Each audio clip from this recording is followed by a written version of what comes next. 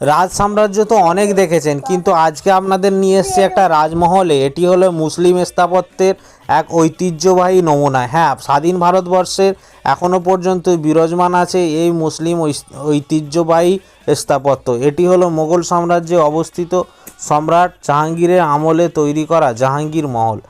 আসসালামু আলাইকুম প্রিয় ভিউয়ার্স, জিয়ারতে আউলিয়া সফরে আজকে আপনাদের নিয়ে চলে এসেছি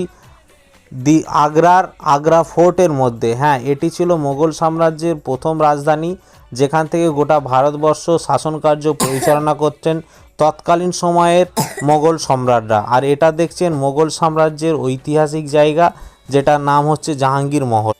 আর এই জাহাঙ্গীর মহলের মধ্যেই আপনাদের নিয়ে যাচ্ছে এমন একটা জায়গায় যেখানে শখের বশে তৎকালীন সময়ের মোগল সম্রাটরা বাঘ বা সিংহ হিংস্র জন্তু জানোয়ার পুষে রাখতেন এবং মানুষের সাজাপ্রাপ্তির জন্য তাদের সাথে হিংস্র জন্তু জানোয়ারের যুদ্ধ করাতেন। সেটাই ছিল তৎকালীন সময়ে শত্রুদের সাজা দেওয়ার প্রধান উপায়।